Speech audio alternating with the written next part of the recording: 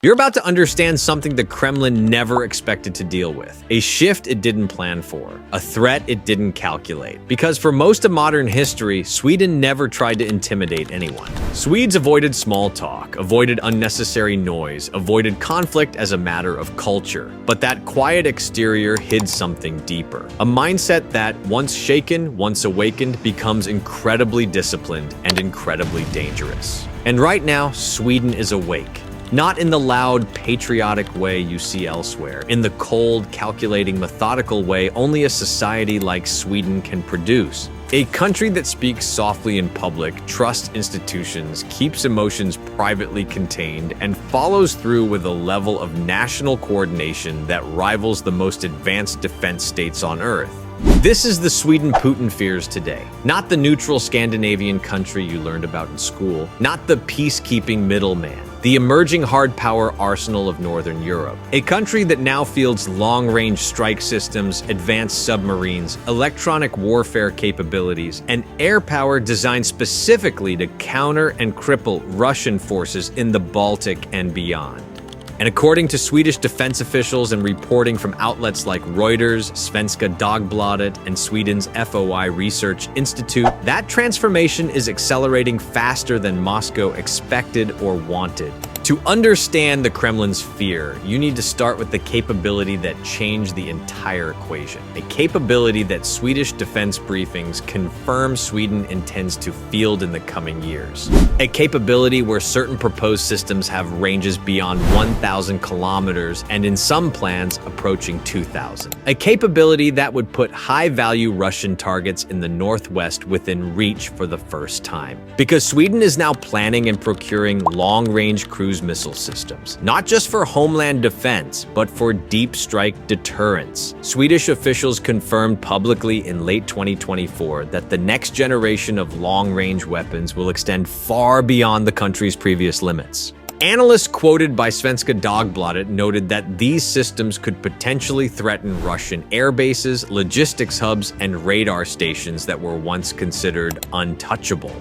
This isn't speculation, it's grounded in Sweden's modernization plans, the Swedish Armed Forces public procurement records, and official statements from military leadership. And you're going to see why these missiles matter far more than anyone talks about. But first, you need to understand the strategic landscape around them. Sweden sits in a location that Russian planners hate thinking about. Alongside Norway and Finland, it forms the northern arc of NATO's containment line. Before Finland joined the alliance, Russia still had room to maneuver in the region. Now, according to assessments from CEPA and the Royal United Services Institute, that space has collapsed. The Baltic Sea, once a contested space, has effectively become a NATO-dominated environment. And Sweden's role in that shift is central, because Sweden doesn't just sit next to Russia. Sweden sits next to Russia's most fragile flank, the Kola Peninsula, the densest concentration of Russia's nuclear submarines, strategic missile launchers, and Arctic military infrastructure. The moment Sweden joined NATO and signaled intent to acquire long-range missiles, that geography transformed into a strategic dilemma for the Kremlin. Russian planners have always feared long-range Western strike systems in Northern Europe. They did not expect Sweden to become a potential provider of that threat. To understand how quickly this change came, you have to look back at Sweden's doctrine before 2022. For decades, the country downsized its armed forces. Defense spending hovered around the NATO minimum. Civil defense was dismantled. Most citizens assumed war was a relic of another era. Then Russia invaded Ukraine, and Sweden flipped direction at a speed that stunned even its own population. According to official statements from the Swedish Armed Forces in 2023 and 2024, the government reactivated conscription, expanded troop numbers, rebuilt civil defense, and began openly preparing for the possibility of a major conflict within a decade. That urgency comes directly from Western and Nordic intelligence assessments that Russia could rebuild significant military capacity by around 2030, a warning Sweden's commander-in-chief Mikael Bydén has referenced publicly. This is the backdrop behind Sweden's missile program. Not hype, not symbolism, a strategic countdown. Now you understand why acquiring long-range strike systems matters so much. Sweden isn't pursuing them casually. It's pursuing them because internal defense studies concluded that Russia would likely target infrastructure early in any conflict. To deter that, Sweden needs the ability to strike back precisely, deeply, and decisively. This one development alone compresses Russia's strategic depth, something the Kremlin has always considered essential for survival.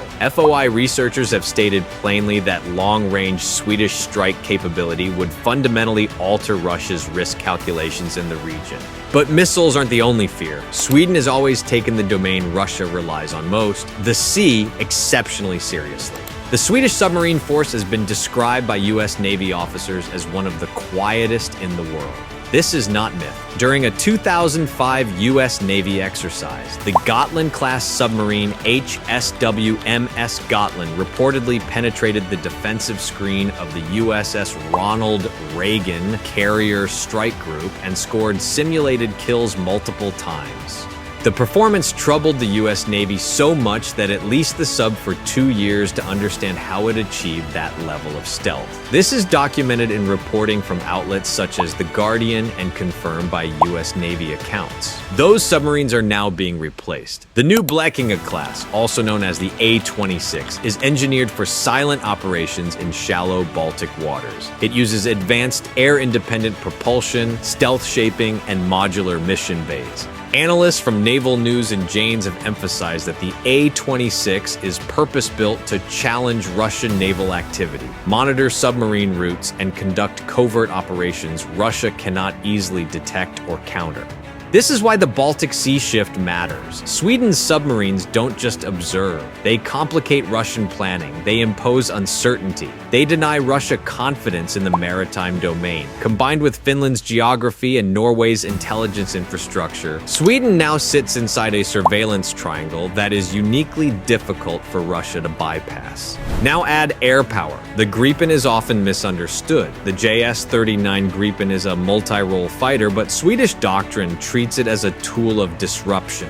It operates from improvised road bases. It disperses rapidly. It uses sophisticated electronic warfare. And according to Swedish Air Force officials and reporting from Air Force Technology, it is designed to function even when infrastructure is damaged or destroyed. This is the opposite of Russian air doctrine, which depends on fixed bases and centralized control. That difference is what alarms Russian planners. Sweden's air force is built to absorb blows and continue fighting. When paired with long-range missiles, the Gripen becomes part of a layered strike system that Russia cannot easily shut down. And that's only one layer of Sweden's broader integration into NATO. Sweden is now plugged into the alliance's shared radars, sensors, and intelligence networks from the Arctic to the Baltic. Russia already struggles with NATO's ISR coverage. Sweden's entry makes that coverage almost seamless. But perhaps the most Swedish upgrade of all, the one Sweden rarely advertises, is electronic warfare and signals intelligence. Sweden has some of the most advanced SIGINT capabilities in Northern Europe. According to public descriptions from the FRA agency and defense analysts, Sweden's location and technical capacity allow it to intercept communications and radar activity across the Baltic Basin.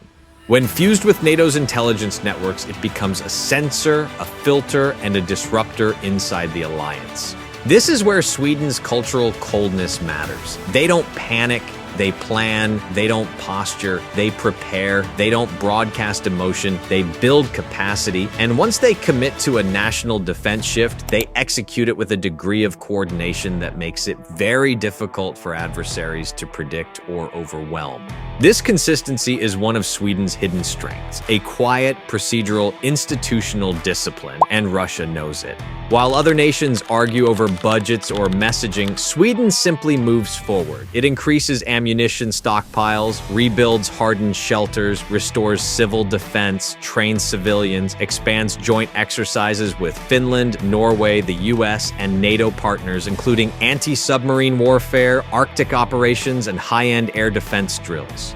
Every step is deliberate, every step is quiet, every step signals that Sweden now thinks and behaves like a frontline state. The Kremlin expected Swedish NATO membership to be symbolic. Sweden made it structural. It modernized quickly. It tied long-range strike capability to deterrence strategy. It coordinated closely with Finland to secure the northern flank. It strengthened Baltic defenses. It expanded electronic warfare capabilities. It upgraded the submarine fleet. It enhanced the Air Force. It rebuilt national resilience. And now, as FOI analysts and Nordic governments warn that Russia could regain significant military strength by the early 2030s, Sweden is preparing for that timeline, not emotionally, but institutionally. This is why Putin fears Sweden's military today. Because Sweden isn't just arming, it is optimizing. It is aligning with NATO strategy. It is applying pressure to Russia's weakest geographic points. It is compressing the very strategic depth Russia relies on. It is transforming the Baltic region into a surveillance-dominated and strike-capable environment that restricts Russian operations.